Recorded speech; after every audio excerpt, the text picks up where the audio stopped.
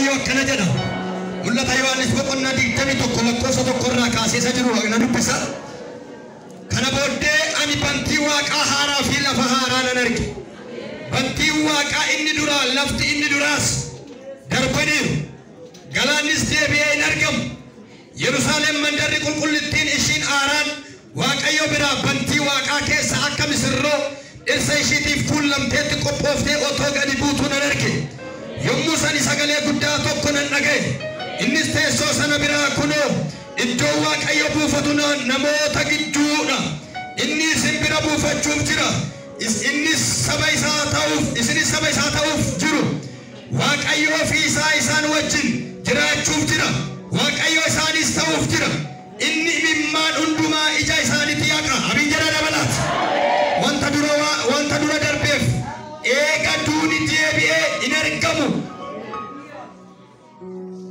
inni imimmaan hundumaa ija isaanii hin yaqa wanta duraa waan darbeef eega duuni deebi'ee hin argamu gadduun iyyuu waraansi si'achi hin jiru jedhe haleluuyaa waan dheera sammuun dhaloota kanaa sagalee keenya ijaaru maqaa gooftaa Yesuus sagalee kee waaqarraa dhufee jireenya isaanii haa ijaaru haleluuyaa erga keessan ol fuudha yaa waaqayyo jedhaani kottuuti na jijjiireedha kottu na geeddari jedhaani kottuuti na ilaali jedhaani haleluuyaa araarri kee maqaa keetiif jedhe kottu nu gidduutti argara dhiifamni kee dhufee akka nu gargaaru ani si kadhadheera ulfinni kee akka nu gidduutti mul'atu si kadhadheera sagalee waaqayyo iddoo amma dubbisa deebi'ee dubbisa akkana jedha kana booddee haaraa nan arge bantii waaqaa inni duraa lafti inni duraas darbaniiru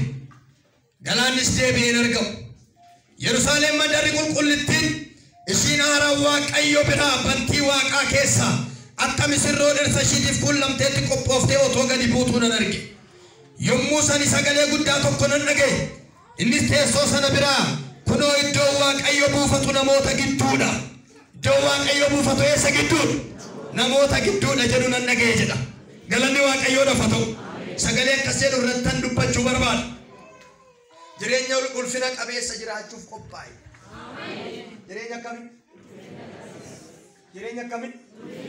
jireenya ulfina qabeessa jiraachuu jechuun maal jechuudha waan jettu gabaabsee ganama ganan dubbadha egaa namni isa hafuurri qulqulluu waldaa kiristaanaatti dubbatu dhaga'u inni dhageessus gurri keessan siniif haa banu kanaaf jireenya ta'ee otoo hin taane jireenyi sadarkaa qaba jireenyi gosa qaba jireenyi lafa kanarra jiraannuuf jireenyi boru nuti deemnee jiraannu tokko jiran garaagarummaa qaba kanaaf inni nuyi amma asirra jiraannu inni nuyi amma lafa kanarra jiraannu inni nuyi amma dachee kanarra jiraannu jireenya lolaaf qorumsaa yoo ta'e jireenya boo'ichaaf makaraa yoo ta'e akkuma wangeela Yohaannis boqonnaa 16:33 irratti biyya lafaa irratti lola qabdu garuu ani biyya lafaa mo'eera akkuma jedhee sagalee waaqayyoo nutti dubbatu biyya lafaa kanarratti jireenyi nuyi amma jiraataa jirru jireenya darabaa yoo ta'e jireenyi nuyi boru galanni waaqayyoodhaaf haa ta'u egaa namni wanta gurguddaa sadiif jiraachuu barbaada waan gurguddaa sadiif jiraachuu barbaada gaafa siniin jedhu namni dhalli namaa lafa kanarratti waan gurguddaa sadiif jiraachuu hin barbaada jechuudha yookaan immoo hin fedha hin barbaada yookaan immoo hin fedha jechuudha har'a maqaa gooftaa Yesuus Kiristoosiin ergaa wayii isinii qaba harka keessan ol fuudha jireenya jiraattu jireenya ulfina qabeessa bakka jiraattu waan isin gargaara egaa waan sadii kana isinii jedhee tokko waan ijaan arge waanuma arge jiraachuu barbaada inni lammaffaan waan gurraan dhaga'e waan akkamiin jedhaa waan gurraan dhaga'e inni sadaffaanii waan garaatti yaada kana sadaniif namni jiraachuuf tuqratii godha atteeshinii guddaatti laa gatiitti godha jechuudha kana sadaniif jiraachuudhaaf namni yeroo baay'ee tuqratiin inni godhu isa kanaa jechuudha kanaaf jireenyicha kana immoo jiraachuudhaaf jireenyicha kana immoo jiraanneetti milkaa'uudhaaf jireenya kana jiraannee gooftaa wajjiniin akka yeroo hafuura nu fudhatee galuudha hafuura nu fudhatee baduu miti hafuura nu fudhatee galuudha Beeka jettan afurina ni fudhadhe kun jedha dabalaati. Afurana fudhatee baduu miti jedha. Afurana fudhatee galuudha jedha. Dhiiga Yesuus isinirratti haa dhufa jedheera. Kanaaf gaa jireenya kanaaf qophaa'uudha. Jireenya ulfina qabeessa kana jiraachuudhaaf qophaa'uudha. Mataa keenya bituudha. Jireenya ulfinni qabeessi jiraayi. Jira moo jiru jiru? Sagalee Waaqayyo Phaawulos akkana jedha Qorontos 2:9 irratti. Waaqayyo warra isa jaalataniif waan ijji namaa agar waan gurri namaa dhageenye maal godheef jira? Qopheesseera. Ijji namaa kan hin agarre jechuun maal jechuudha? Gurri namaa kan hin dhageenye jechuun maal jechuudha? Ofii isaa duwwaa kan beeku, ofii isaa duwwaa kan kaa'e, ofii isaa duwwaa itti gaafatamummaa isaa kan fudhatu, ofii isaa duwwaa irratti mirga kan qabu, ofii isaa duwwaa bantuunsa harka isaa kan jiru jechuudha. Cufuu kan danda'u, banuu kan danda'u isa qofa ta'eera jechuudha. Kanaaf ijji namaa kan hin agarre. Neesinuun afaan harka keessa ol fuudhaa maaloo sagalee tanatti tole. Waaqayyoodha. Waan gurri namaa dhageenye qopheesseeraaf jedha. Inni maana jedha dabalaati. Sirrattaa ta'uu dhiigalcha. Kanaa namaanifu baay'ee. Maaliif namni gaafa kana dhaga'u hin gammanne yaadu. Maaliif yoo jettan amma gaa Ameerikaan akka otoo hin jedhee gammachuun garan qabu. Maaliif Ameerikaan jira maal deemoo nagare? Harka namaa ijaare moo ni ijaare? Ijaareera. Inni nuu qophaa'e immoo isa gararraa jechuudha. Inni nuu ijji namaa kan hin agarreedha. Amma akkasitti waan nyaannu dhabee waan dhuguun dhabee makaraan argettee sigaa hin argettee ba'uu dandeessi. Ba'uu dandeessi. Sagalee Waaqayyoo garuu biyya lafaa kanaan darabaadha. Jireenya amma jiraattu laaltee natti bade jechuu dandeessi. Garuu jireenyi ulfina qabu gara biraadha. Jireenya amma jiraattu laaltee kan amanne ofan ajjeessa jettee duutee mootummaa Waaqa dhabuu dandeessi. Garuu jireenyi isa kana miti.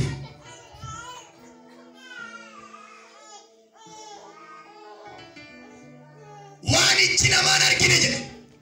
Eenyuuf qophaa'e inni kun? Warra hattuuf qophaa'e? Warra sobduuf qophaa'e? Warra akkamiif qophaa'e?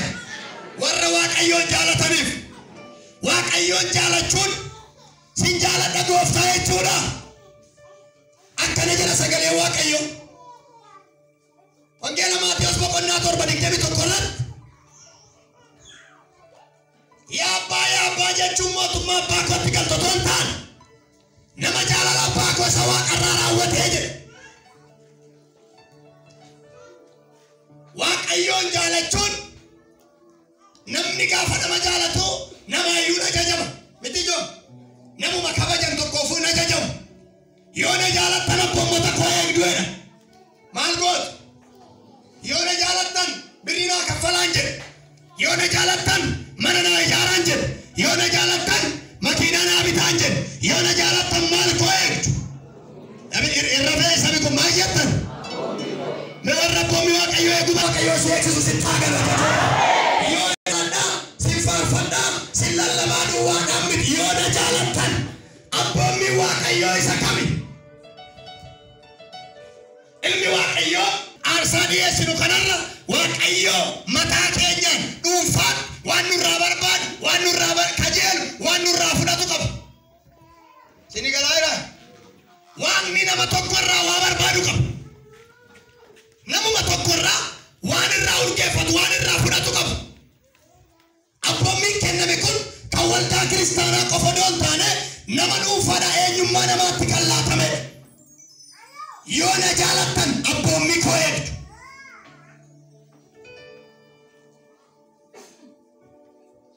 Jaalalli Waaqayyoo nuti jaalannu waan Waaqayyoo qabeenya nuu kenneef otoo hin taane anoo sirriitti na dhagaa. Waan Waaqayyoo dhukkuba dugdaarraa nu fayyisee miti. Waan Waaqni dhukkuba lukaarraa nu fayyisee miti. Waaqayyoon kan jaalannu waan nuuf jedhee jirma jiidhaa baatee lubbuu keenya dukkana keessaa fuudhee ofii isaati immoo garafamee fannoo yaada. Himtuu immoo du'a mo'ee ka'e. Jaalalli Waaqayyoo nu jaalate jaalala agaapheeti. Jaalala agaapheeti.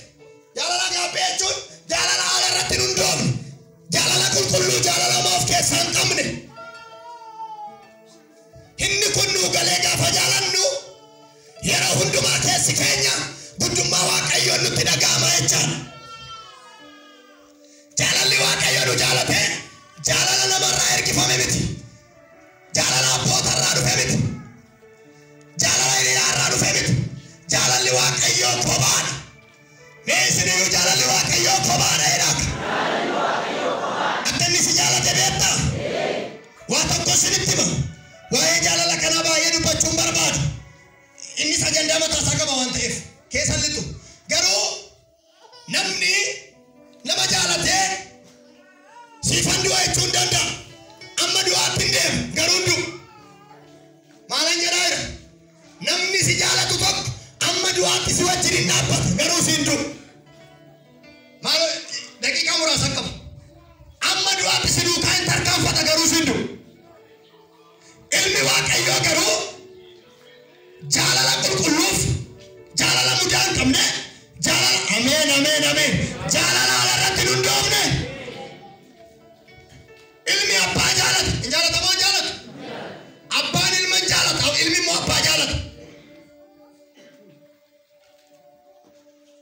Yeroo baay'ee odoo rakkoon irra ga'e amma waa cimtutti abbaan ilma isaa jalaa hin milchaa booddee garuu yoo lubbuu taatu mucaa dhiisee baqata. Lubbuu ofirra namni nama jaalataa fira hin jaalatu. Mammaaksa tokko jira ibidda ofirraa buusanii maal godhu? Ilmoo irraa buusuu jedhu. Ilmi Waaqayyoo garuu ibidda ilmoo irraa fuudhee ofirra kaa'e. Ilmi Waaqayyoo garuu balaan gaafa dhufu rakkinni gaafa dhufu mucaa koodhee duubatti nu dabarsee ofii immoo itti darbe. Waaqa akkanaa tururreera. Waaqa akkanaa waaqessaa irra. Isa gara bira darbee immoo manni nuu qophaa'ee jira. Maqaa Yesuusin mana kee yaadaa jira.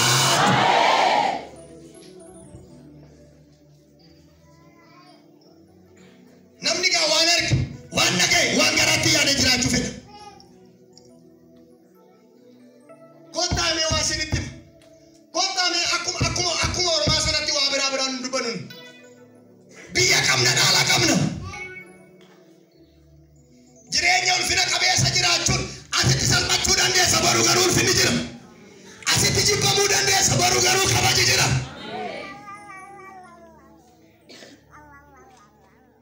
Otoo isaan qabdu ta'ee boo'e odoo inni jiru ta'ee salphattee dhuguu ba'ee ija namaatiin ilaalcha namaatiin hin jirtu sirriidha. Bu'uu dandeessa ture. Garuu inni akka hojiitti nama laatu ija hojii namaa baatee ni dhufu. Ilmi Waaqayyoo iddoo qopheesseera. Inni kun immoo wangeela Yohaannis boqonnaa 14 irratti garaan keessan hin raafamin. Ani nan deema iddoo isinii qopheessa. Mana abbaa koo keessa iddoo jireenyaa baay'eetu jira. Biyya lafaatti immoo isininnis deebi'ee immoo nan dhufa. Ani immoo gara lafii jiraadhutti isinan fudhadha. Warri kaan himantan gammadaa ilmi Waaqayyoo hin dhufa. Nan dhufeera sinan fudhadha. Jireenya ulfina qabeessisuun isa kana. Iji waggaa 57 lafaa kana bitama. Galanni Waaqayyoodhaaf haa ta'u. Har'a lafarratti waan ijaan argan, waan gurraan dhagan, waan garaatti yaadan kan jiraatan. Garuu boru waan ijaan hin argamne, waan gurraan hin dhagahamne. Laati karra hadus. Jireenya kana maaltu ulfina qabeessa isa taasisaa? Mee mul'atu Yohaannis 21 lakkoofsa 3 irraa maal jedha laata? Mee dhaggeeffadha. Yommuu sani sagalee guddaa tokko nan dhagaye. Innis teessoo sana biraa kunoo iddoo Waaqayyoo buufatu namoota gidduudha. Iddoo Waaqayyoo buufatu maal gidduudha? Namoota gidduudha. Inni isin biraa buufachuuf jira. Inni saba isaa isaanis saba isaa ta'uuf jiru. Waaqayyoo fi isaa wajjin jiraachuuf jira. Waaqayyoo isaanis ta'uuf jira. Waaqa isaaniifis ta'uuf jira. Galanni Waaqayyoof haa ta'u. Gaafa si deemnee isa wajjin jiraanna. Ijoo gaafa si deemnee isa wajjin jiraanna jedhe. Maaloo amma waa'ee rakkoo waa'ee isa biraa dubbate ittiin reegin ergaasii qaba dhaggeeffadhu. Gaafa si deemnee isa wajjin jiraanna jedhe. Galanni Waaqayyoodhaaf haa ta'u. Kanaafi maaltu ulfina qabeessa godha tokko Waaqayyoo gidduu jiraachuu. waaqayyo asirraan achirraan dallaa mana dhaabbatan nu ta'e waan jiruuf nu immoo isa gidduu jiraan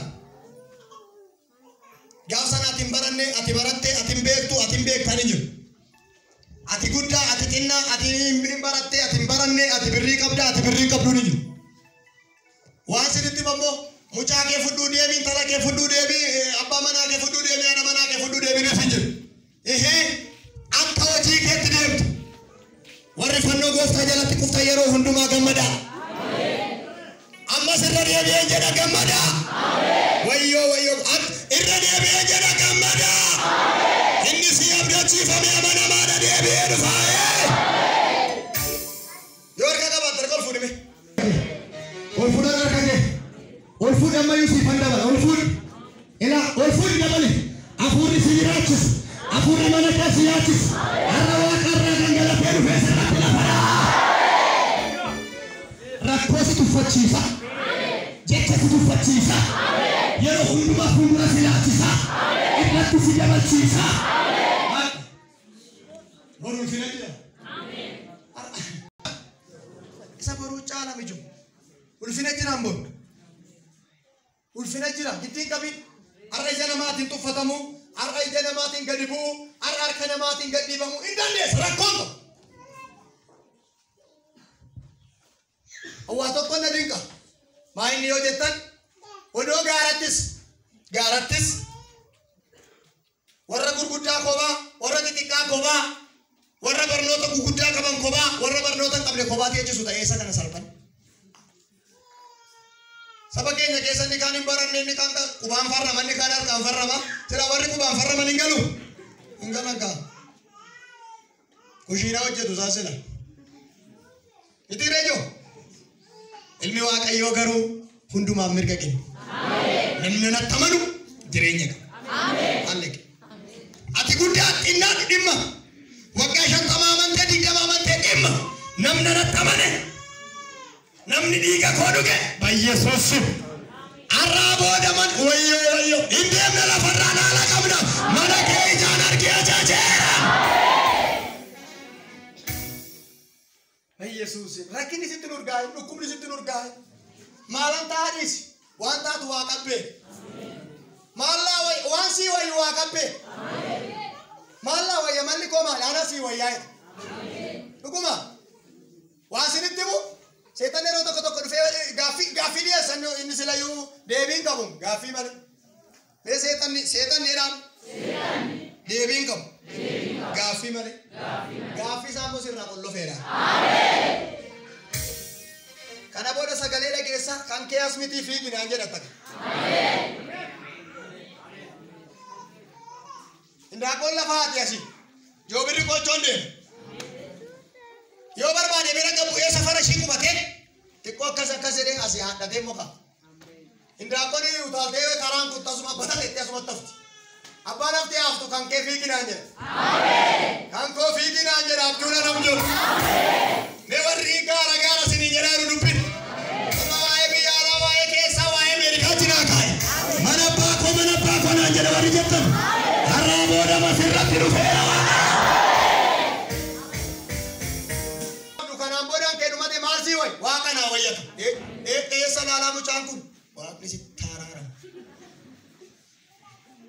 kanaan boodaan jiraattu maal sii wayi waaqa naa wayi birriin qabdu kaasee haasaa keessa guutuun abbaan qabdu abbaan irraan duune bara baraan kan jiraatu Yesuus jira haadhaan qabdu haadha yeroo hunda nun dhufine Yesuus jira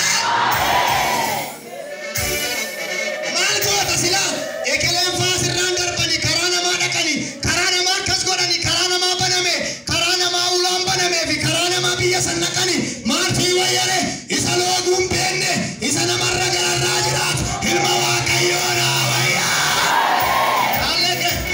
maal si wayyi isa naa wayyi isi kee homtuu jiru Yesuus jira yani beekee fakkartuun barbaada harka galfuu darra ergaasii duwwaarra dhaabattee yaada daandii galgalaa yaada deemsa galgalaa yaada har'aa booda maqaa Yesuusiin inni kun sirratti haa ta'u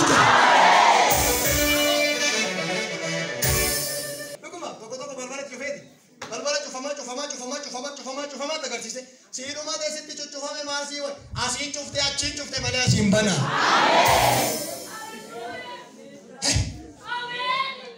Achi cufame malee. Asii cufame malee. Qulfii harka namaatiin cufe malee harki Waaqayyoo immoo isa kan namaarra hin caalu. Mee nama suutee kan qabin itti naa hin ergaa kana dubbatu. Maasii wayya yoo jedhee Waaqayyoo naa wayya jedhee jedha. Warra kan jette sirratti ta'eera. Maasii wayya sanarraa duune jira Yesuus. Haati manaa keessaniif deemaa duushin oolu maasii wayya sanarraa banne jira Yesuus. Abbasin jaalatu haati sin jaalatu maasii wayya isa jaalatee na jibbine jira namni si jaalachuu danda'a. Si jaalatee booddee faayidaa sirraa barbaadu yoo dhabe sirraa galagala. Ilmi Waaqaa garuu yeroo hundumaa deemsisa gara mana keetti. Yeroo hundumaa deemsisa gara jireenya keetti. Yeroo hundumaa dubbisa gara waa'ee keetti. Ergaa sinii qaba sinitti himu dubbadhuu jiru Waaqayyoo waa'ee keef calin jedhe. Barreessi beekilee isaarratti Waaqayyoo waa'ee qof. Dubbii qabe seefii goota ba. Gurbaa barreessi guddisi qubee guddaadha. Waaqayyoo waa'ee kootiif calin jedhudha.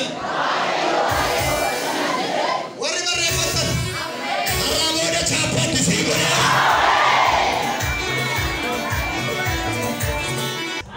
Ulfinatu jira. Moo'icha fakkaatu iyyuu moo'icha. Qabna mana. Galanna Waaqayyooti.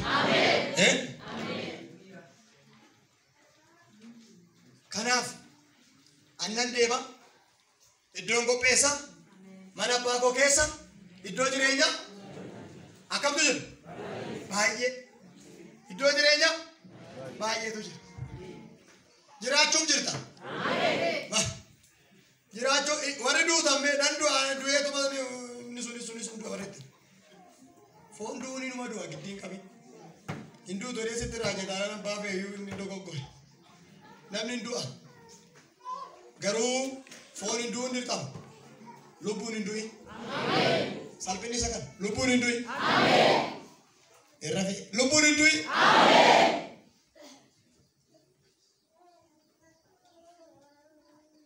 Baay'ee nama deema malee du'aadha. Du'aadha bakka. Namni isatti namanne dukkana bakka du'aadha bakka. Garaagarummaan qaban qaba. Nuuf garuu aduu wayiin ba'a. Warra isa jaalataniif. Hin jaalattu Waaqayyoodha. Warra isa jaalataniif jedha malee. Warra beektee ta'aniif hin jedhu. Warra isa jaalataniif. Hin jaalattus. Waaqa jaalattuure. Riqitan jaalatu. Iddoo wayii sii qophaa'e. Dhugaadha. Gaafa sana kaa simatamne.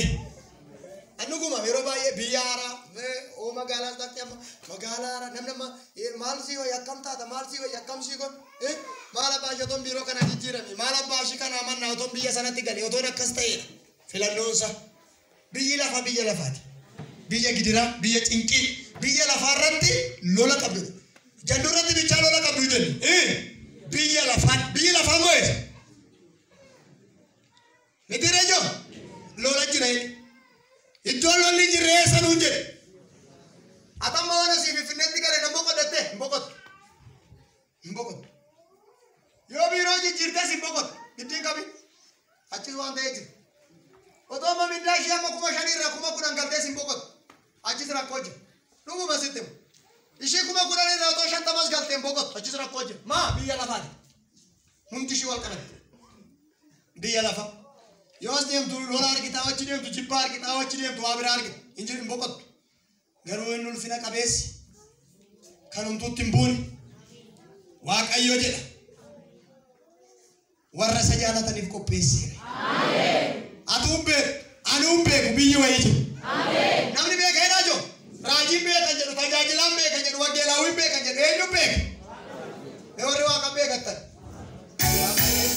Rafoon balballi mana maulfuun gurbaan inni dheeressitu argate har'aa booda eebbi kee dheeratee sirratti argama ol fuudhi dabalan nammayyu singeenye Yesuus hin fuudhu singeenye ol fuudhi ammayyuu siina jedhu dheereffadhu ammayyuu maqaa Yesuus fooliin mana kee gargaraa sirtaa ba'u gaafa sana simatamne wayyo amma Kani miti warra bala sultanin umni adda sirra ngorani o miti rejo malif akka inegamu jechuudha inegamu malif angora roate egamu kam miti re yanno dan bukenem ani fatis gafa dem ergamoon nufu amen ufatani ufatali amen idanno guutu idatani amen gafa sanaga cabacaba nama shantamane warra manate sirrata bara warri balaba tu gatem tu warri galaba tolba amen malanje bara warri balaba tu gadim tu warri galaba tu mo olba tijara amen ga yesus amen kanaf jirenya ulfina kabesa jiraga jirenya mo ichaje amen jirenya kabajaje amen jirenya arka waaqayyo keessatti mul'atu tu jira mak abet waqni waqarra ila sinebis waqni waqarra si kae barara dimma ke awchet amma salfudi sinebis ala singoma duduga mala garami ko fudi be ol dere fat maqabat kalilmat harabo da waqayo wae ke turjali jara kala te fadu ka tumit shala do rahbisia nama sibuke na so to tinani ke turjali jara dani kabale waqayo wae ke turjali jara dani wani callan jara to future ol fudi challenge situ challenge maleni challenge mama challenge maleni challenge mama tu dikal mita tu famale waqayo panera ma isikana raja duraja nama najala tu famalera waqayo na panera ya akala si benjara wala ranagaida ukabati fidel fera emirati dafiga hadu sitera kuna